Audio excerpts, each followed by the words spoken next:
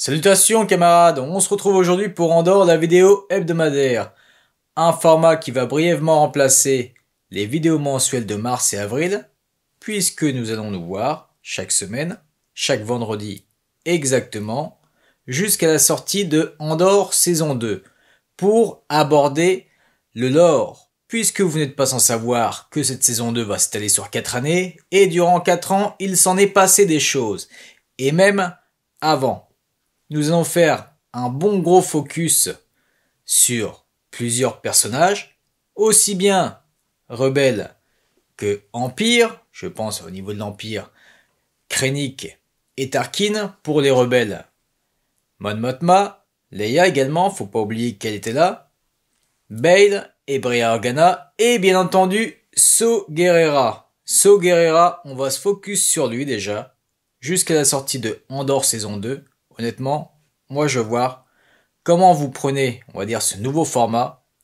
Si ça se passe bien, si vous appréciez, on continuera après la diffusion de Andor saison 2. Parce que vous le savez, moi après Andor saison 2, terminé le live action Star Wars pour moi. Voilà, moi ce que j'apprécie, je préfère le dire au cas où pour les nouveaux venus ou pour celles et ceux, comment dire ça, les fans Star Wars classiques qui se disent « Ah tiens, ça va parler du lore, encore une autre chaîne Star Wars, super !» Non, il y en a eu déjà assez des personnes comme ça sur cette chaîne qui ensuite sont venus pleurer quand ils ont découvert le prisme de la chaîne. Donc Andor, proposition de travailler sur tous ces corps de métier, je ne vais pas revenir dessus. Je vois un véritable culte à cette série, vraiment, on ne remerciera jamais assez Tony Gilroy pour ça, de nous ramener vraiment la qualité dans Star Wars, voilà, fini les Favreau, les Filoni, etc. Écriture inexistante, psychologie idem, direction d'acteur inexistante également, surutilisation du volume, non, là, une patte artistique, ça fait du bien. Et donc, Andor, moi vraiment, quand ce sera fini, je vais pas être bien du tout. C'est pour ça, je vais ressentir vraiment un grand vide et j'aurai sûrement besoin de continuer à parler du lore et de certains personnages en lien avec Andor saison 2. Donc nous verrons si ça prend, si vous appréciez les différentes vidéos sur Saw Gerrera, on continuera après avec les autres personnages que j'ai cités précédemment. Donc Saw Gerrera, peut-être qu'il y a des personnes qui l'ont vu dans Rogue One et dans les 2 scènes qu'il avait eues dans la saison 1 de Andor seulement. Je pense là à ces personnes qui n'apprécient pas trop Star Wars, voilà, qui justement se sont de nouveau intéressés quand ils ont vu la qualité grâce à Andor. Alors pour ces personnes-là, sachez que Saw Gerrera, à la base, avait été inventé pour la série live-action avortée de George Lucas, Star Wars Underworld, une écriture justement non manichéenne, c'est un peu de Andor avant l'heure, honnêtement. D'ailleurs, Saw Gerrera, Che Guevara, voilà, s'il y avait une inspiration Che Guevara pour le nom.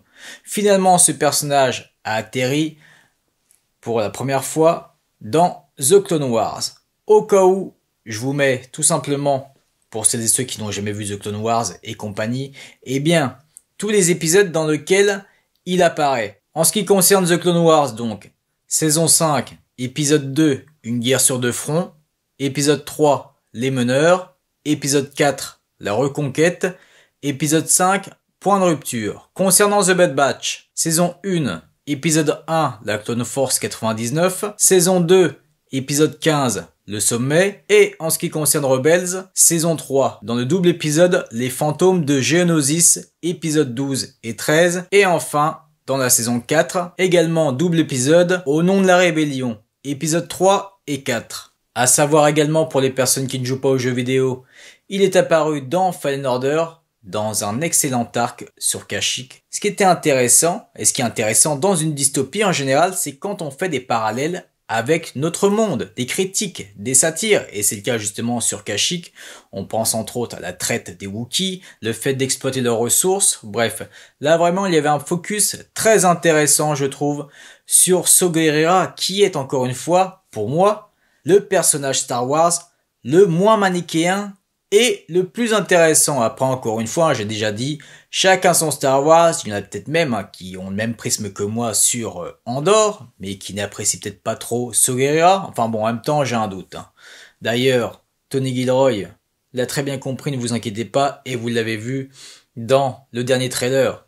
On va voir plus de partisans et de Saw Gerrera Puisque forcément déjà, Andor, en elle-même la série, a une écriture non manichéenne. Alors vous pensez bien que Gilroy va vraiment en profiter cette fois dans la saison 2 avec ce perso qui est le moins manichéen encore une fois de cet univers. J'avais vu aussi des personnes se plaindre sur la saison 1, et pourtant moi je suis un énorme fan, vous le savez, de Saw Gerrera, comme quoi il n'avait pas assez de scènes. Mais là au moins ce qui était bien c'est qu'il n'a jamais cherché, on ne sait bien, à faire du fanservice, dit Gilroy. Saw Gerrera est apparu seulement quand c'était nécessaire pour servir son histoire. On a compris, voilà, qu'il connaissait Luten. D'ailleurs, 2 scènes très intéressantes, tant au niveau des dialogues que des performances de Skarsgård et de Whittaker, et en repensant encore une fois au trailer de saison 2.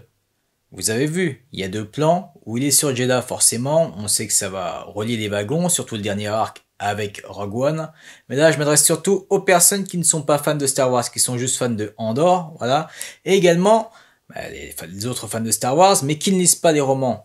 Dans les romans, il y a eu malgré tout le lore qui a continué, ça qui est intéressant, cross-média, la force de Star Wars, je ne vais pas revenir dessus, même si bien sûr on regrette le Legends, mais il y a des choses à prendre dans le canon des romans, bien plus que dans le live action. Et donc, durant ces 4 années, et même avant, c'est ce que nous allons voir ensemble, avec Saw Gerrera, comment il a recueilli Jyn, l'évolution de la relation, justement, cette fameuse scène où elle expliquait qu'il l'a laissé, qu'il l'a abandonné, ça a été écrit dans les romans.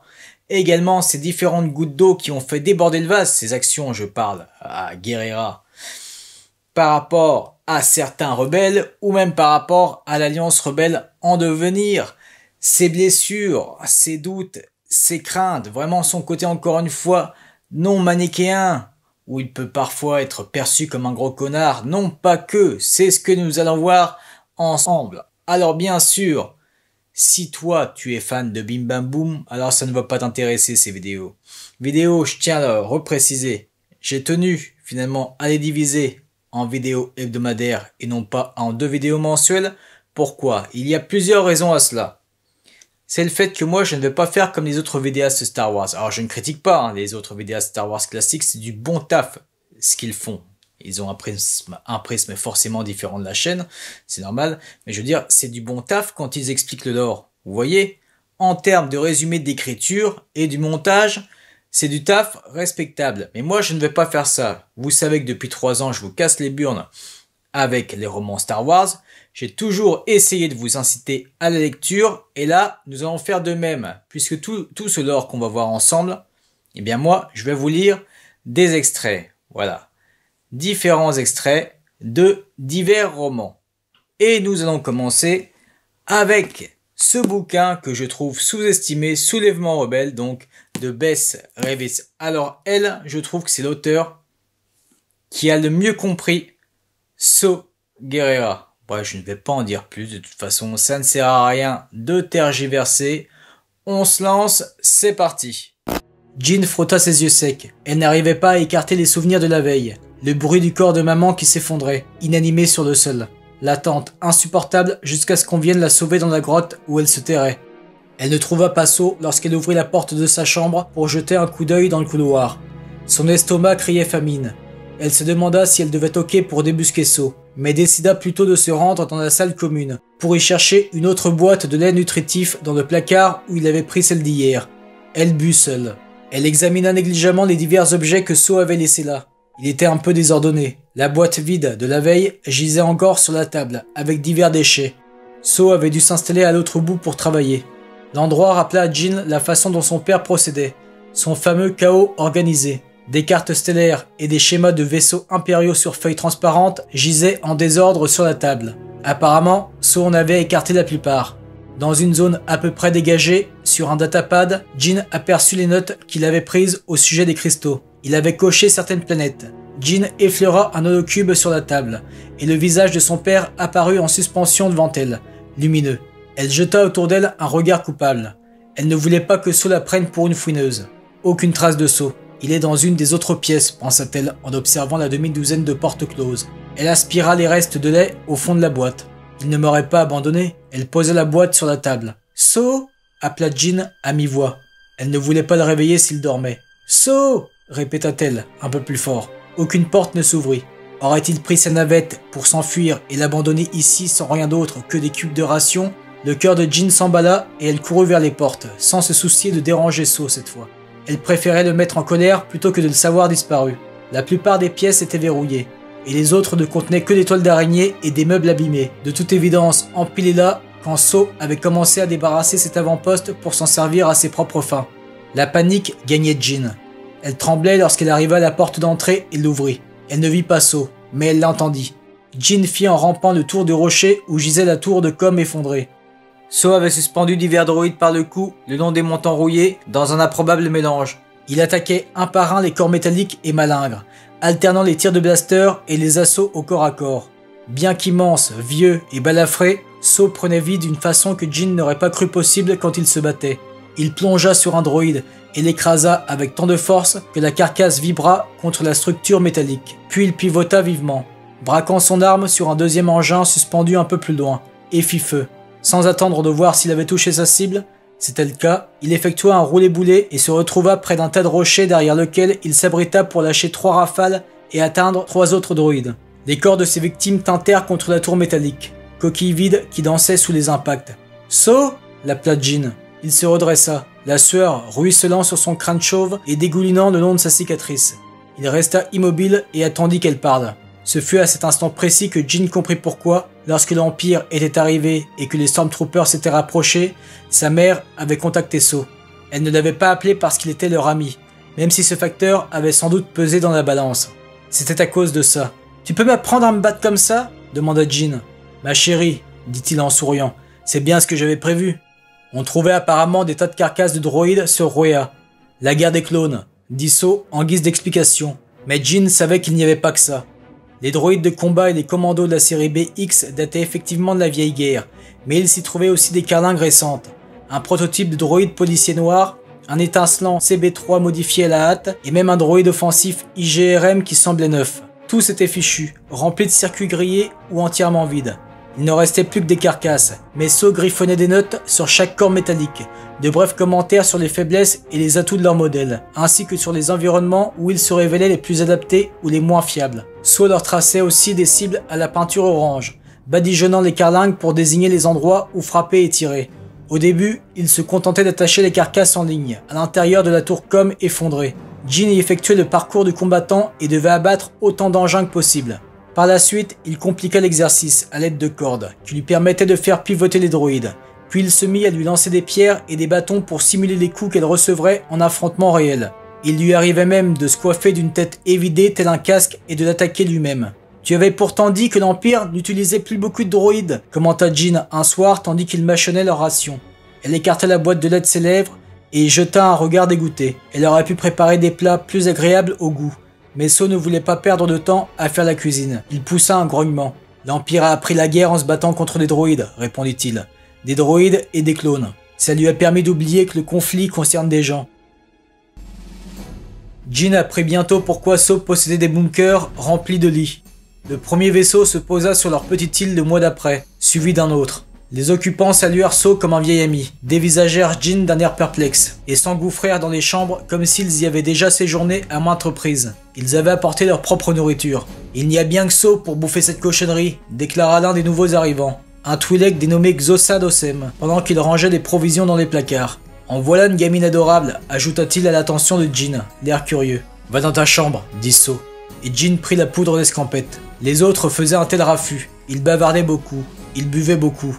La plupart se montraient toutefois amicaux. Il y avait Xosad, que So avait connu au bon vieux temps, l'équipe de jeunes hommes qui l'accompagnaient, 2 autres Twi'lek et un Togruta. Rhys Talent était un humain d'une vingtaine d'années selon Jin. Il avait des cheveux bruns et de jolis yeux bleus. Il parlait avec le même accent que So, et Jin se demanda s'il venait de la même planète. Une femme arriva également, plus proche de l'âge de So. Sa peau noire semblait étinceler de reflets bleus à la lumière, et ses cheveux se dressaient droit sur sa tête, et elle se présenta d'une voix chantante et mélodieuse. Idrissa Barouk. La paire de lourdes machettes qu'elle fixait sur son dos détonnait avec ses mouvements gracieux. Idrissa apportait également des vêtements pour Jin.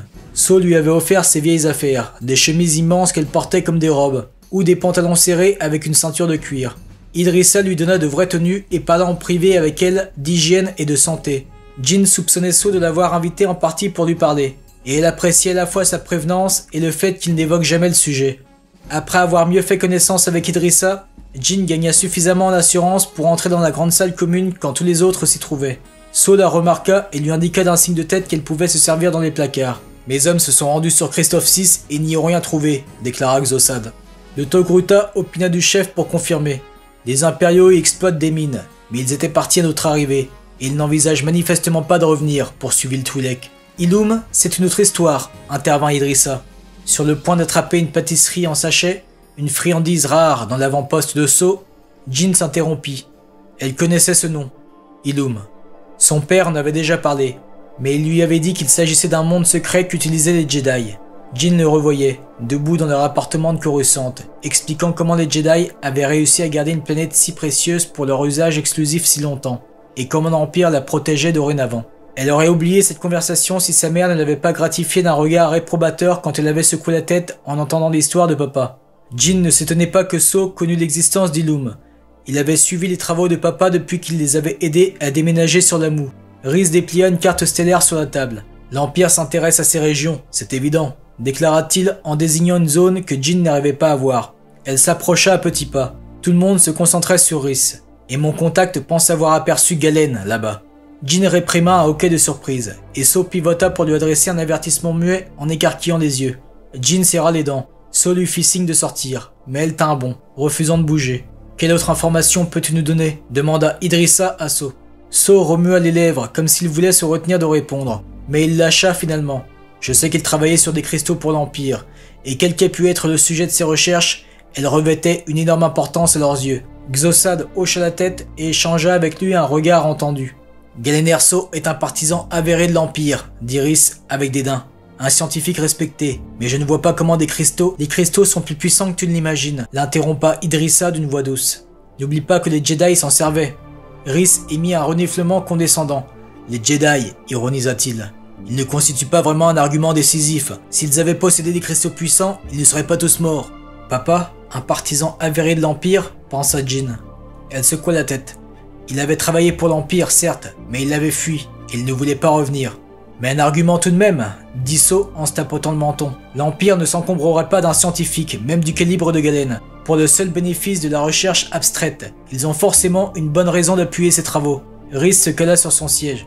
Non, certainement pas, rétorqua-t-il prétentieux. So, mon vieux, tu tires des conclusions sans fondement. Galen Erso est de mèche avec eux, il a ciré les bonnes pompes. Et à présent, il mène la belle vie là-bas, sur Coruscant. C'est pas vrai, s'exclama Jin. Tout le monde se retourna vers elle. Jin a raison, confirma So en haussant le ton. Ces recherches constituent la clé qui nous permettra de comprendre ce que l'Empire mijote. Jin ouvrit la bouche pour protester, car elle détestait le mépris que Rhys affichait vis-à-vis de son père. Mais So la prit par les épaules et la conduisit à sa chambre. « Ce n'est pas vrai !» cracha-t-elle de nouveau dès que la porte se referma. « Papa ne travaillerait jamais comme ça pour l'Empire. C'est un homme bon. Ils l'ont enlevé. » So parut dubitatif. « Ils l'ont enlevé !» insista bruyamment Jin, et So dut la forcer à se taire. Elle sentait des larmes de colère lui monter aux yeux. Quelle injustice d'entendre quelqu'un comme Rhys parler de son père comme d'un individu malfaisant. « Jin, tout ça ne me dit rien qui vaille, » murmura So. « J'ai épié l'Empire un moment. Je me suis efforcé de comprendre sur quoi ton père pouvait bien travailler pour attirer l'Empire jusque sur la Moue. Et ton père... Je l'ai vu, dit Jin en tapant du pied. Il ne voulait pas partir. Il voulait rester avec moi. C'est vrai. So lui adressa un regard triste et compatissant. Puis il se leva et la laissa seule dans la semi-obscurité de la chambre. Jin ravala tant ce qu'elle était sur le point de dire. Idrissa la considéra avec une expression curieuse, mais quand elle vit que la jeune fille évitait de croiser son regard, elle regagna son siège. Et bien de toute évidence, n'importe qui peut dire n'importe quoi, conclut-elle en désignant l'holocube d'un geste. Mais ça ne signifie pas pour autant que nous devons nous en prendre à des civils pour le plaisir d'incommoder l'Empire. Je me fiche bien de ce qu'ils prétendent, ajoute-t-elle. Ce qui m'importe, c'est ce que nous faisons. Et nous ne tuons jamais d'innocents dans le simple but de couper des vivres à l'Empire. La guerre a son prix, dit simplement So. Le Sénat espère encore empêcher la guerre. So éclata d'un rire amer. Le Sénat, s'esclaffa-t-il. Les sénateurs n'ont pas compris que nous livrons la même guerre qu'auparavant. Nous n'avons jamais cessé de nous battre. Nous aussi, répondrit Idrissa, dont le visage afficha soudain une compassion extrême. Tu es le seul qui continue à livrer cette guerre. L'expression de So se durcit. Et alors? La guerre, c'est la guerre, et elle ne s'arrête jamais. Idrissa se leva. Moins large d'épaules que So, elle n'en resta pas moins grande et nerveuse, robuste comme une statue d'acier. La guerre se terminera bien un jour, dit-elle. J'ai besoin d'y croire. Et ceux avec qui je vais travailler également. Nous ferons la différence, So. Nous provoquerons un changement. Des sénateurs s'intéressent à nous. Si nous associons nos forces, So renifla d'un air méprisant. Alors nous perdrons tout, rétorqua-t-il. La bureaucratie, c'est la fin de la liberté. Idrissa se renfonça dans son siège. À voir l'expression de So, il estimait manifestement avoir prouvé à Idrissa l'absurdité de ses idéaux. Mais Jin sentait bien que son interlocutrice n'éprouvait que de la déception. So se leva et s'approcha du placard. « Tu me rappelles Stilla », déclara-t-il en fouillant les étagères. Cette réplique surprit Jin. So parlait rarement de sa propre sœur. Jin savait seulement qu'elle était morte au combat pendant la guerre des clones. So se retourna et soutint le regard d'Idrissa. « Ce n'est pas qu'un compliment », ajouta-t-il en sortant une bouteille de Loom pour en servir de verre. Jin fronça le nez quand l'odeur piquante d'alcool parvint jusqu'à elle. « Je ne comprendrai jamais pourquoi la rébellion s'inquiète tant des étiquettes qu'on lui colle, reprit So. La peur contrôle les masses, l'Empire contrôle la peur. Si nous l'exploitions nous aussi, si nous utilisions les mêmes tactiques que l'Empire pour répandre le même genre de terreur, nous contrôlerions le peuple et nous pourrions lui apporter cette paix qu'il vous tarde tant de trouver. Ce ne serait pas la paix, répondit simplement Idrissa.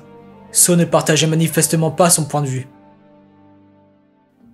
Idrissa repartit tôt le lendemain matin. Même s'il ne manifestait aucun signe de gueule de bois à cause du loom, So enfouit sa tête dans ses bras et tamisa les lumières de la salle commune. Jin prit son petit déjeuner aussi discrètement que possible et lut son notapad. Assumer sa propre éducation n'était pas toujours facile, et elle avait laissé de côté la plupart des matières que sa mère lui enseignait pour se concentrer sur des domaines qui l'intéressaient, et que So approuvait de toute évidence, comme la falsification de fichiers, d'holo et de puces de données. Elle aimait toutefois se tenir au courant des événements, même si elle en parlait rarement avec So. Après avoir écouté Idrissa la veille, Jin avait veillé tard pour regarder les dernières retransmissions des débats au Sénat. Mon Mothma et Bail Organa avaient eu beau s'évertuer à faire prendre conscience aux autres membres de la triste situation de l'Empire, personne n'avait réellement prêté attention à leur discours. Jin avait zoomé sur le visage du sénateur Organa. Il semblait s'agir de l'un des gens haut placés évoqués par Idrissa. Il n'avait pas l'air du genre à déclarer une guerre. À voir son élégante tenue d'Alderan, Jin doutait toutefois qu'il fût capable d'en livrer une si elle éclatait. So aurait pu, lui. Il l'avait déjà fait. Il avait combattu lors de la guerre des clones. « T'as fini ?» demanda So. Jin hocha la tête, posa son datapad et jeta la boîte de la vide à la poubelle. Elle suivit So dehors. Il ne vacilla même pas une fois au soleil. Le loom ne l'avait pas autant affecté que Jin l'avait cru. C'était le jour de l'entraînement au combat rapproché, l'exercice préféré de Jin. Elle s'était essayée à diverses armes de corps à corps, mais ses favorites restaient les matraques courtes. Elles ressemblaient à des prolongements de ses bras, solides et conférant une sensation de puissance. Elle jeta un regard noir à So quand il fit mine de lui tendre un long bâton, puis retrouva son sourire radieux lorsqu'il éclata de rire et consentit à la munir de la paire de gourdins lestés. Il recula en posture défensive. Jin saisit ses armes et fixa son attention sur les pieds de son adversaire. Les mains de So étaient vives comme l'éclair, mais Jin arrivait à prévoir le moment où il allait frapper en observant la position de ses pieds. Il se fendit et elle brandit ses matraques, détournant le coup de bâton. « Alors » grogna-t-elle en s'écartant après ce premier assaut. « Idrissa m'avait l'air bienveillante. »« Trop idéaliste, dit-il. » Il feinta et Jin sauta, les bras tendus. Mais il se contenta d'éclater de rire en voyant qu'elle était tombée dans le panneau. « Ce qu'elle disait était logique pourtant, » protesta Jin sans quitter le bâton de So des yeux. « Tu travailles avec beaucoup de groupes de partisans. S'ils coordonnaient leurs actions, peut-être que... » So frappa aussitôt et toucha Jin au flanc avant même qu'elle n'ait le temps de se défendre. Elle hocha la tête, acceptant sa défaite, puis releva ses matraques. Quelles conditions faudrait-il remplir, insista Jin, puisqu'il ne répondait pas. Pourquoi? Elle n'aurait su dire s'il était vraiment troublé ou s'il tentait d'éluder la question. Parfois, il se concentrait tellement sur une tâche qu'il en oubliait tout le reste. Papa était comme ça de temps à autre, lui aussi. Pour qu'une sorte de rébellion organisée se forme, un groupe capable de renverser l'Empire. So leva les mains et lui fit signe d'interrompre l'entraînement. Il s'appuya sur son bâton. « Ce n'est pas comme ça que ça marche, expliqua-t-il. Peu importe combien de gens se dresseront face à l'Empire, peu importe les effectifs d'un tel groupe. Qu'est-ce qui est important alors ? Le genre de personne qui se bat, répondit So en fixant sur elle ses yeux sombres. S'ils veulent réellement fonder une alliance contre l'Empire, il leur faut un... Il agita la main, agacé, en cherchant ses mots. Un leader ? proposa Jin. Oui, mais pas quelqu'un qui se limite à donner des ordres, ajouta So. Quelqu'un en qui les gens pourraient croire. Jin fronça les sourcils en considérant les matraques qu'elle tenait. Je ne comprends pas, dit-elle. C'est comme ce que je t'ai raconté, avec les droïdes et les armures de clones, répondit So en désignant le champ de bataille factice dont il se servait pour l'entraîner. Quand je t'explique que la guerre des clones a fait des millions de morts, que ressens-tu ? Jin ouvrit la bouche, mais So la coupa. Tu ne ressens rien, parce que tu ne connaissais aucune de ses victimes, pas vrai? Elle hocha la tête. Mais si je te dis que ma sœur est morte maintenant, que Stilla représentait tout ce que j'avais de bon en moi, et qu'elle allait changer le monde, le rendre meilleur, et pas seulement le monde, bon sang, la galaxie tout entière, elle était plus forte que les Jedi, plus forte que la Force. Mais quelle importance! Il poussa un profond soupir et son regard triste se perdit dans le vide. Et voilà, elle est morte en héroïne. Elle avait sauvé un roi et affronté l'ennemi. Mais alors qu'elle se trouvait sur le flanc d'une falaise, un vaisseau de combat a été abattu et s'est écrasé sur elle. Jin poussa un hoquet de surprise, si étouffé que So ne l'entendit pas. Et je te dis que je l'ai vu, accroché au rebord, les doigts crispés sur les rochers. Il y avait un Jedi. Oh, mais regarde un peu ça, te voilà pleine d'espoir tout d'un coup. Eh bien, ça n'a rien changé. Le Jedi a essayé de la sauver, pour sûr, mais en vain. Stilla est quand même tombée, au fond du gouffre, sur les rochers. T'as déjà assisté à ce qui arrivait après une chute pareille sur des pierres? Les os ne se brisent pas seulement, ils éclatent. So avait beau la regarder, Jin sentait bien que ce n'était pas elle qu'il voyait. Et je peux t'expliquer que c'est moi qui avais descendu l'appareil qui s'est écrasé sur cette falaise où elle se trouvait. Et quand je te raconte ça, t'éprouves quelque chose, pas vrai? Jin était figé. Penché sur elle, So frotta son pouce contre sa joue. Lorsqu'il le retira, il était humide. Elle ne s'était même pas rendu compte qu'une larme avait coulé. Et pour quel résultat? Il paraît que sa mort était le prix à payer pour la liberté d'Onderon. Son corps n'avait pas eu le temps de refroidir que la République s'était transformée en empire. Et tout a recommencé. Une autre rébellion. La guerre. Encore. Les morts. Mais j'avais pris un peu de plomb dans la cervelle. Je ne commettais plus les mêmes erreurs que du vivant de Stilla.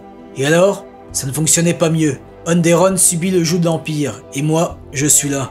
Pendant que So parlait, l'espace d'un instant, Jin le vit tel qu'il avait été autrefois. Un jeune idéaliste épris de justice et de liberté.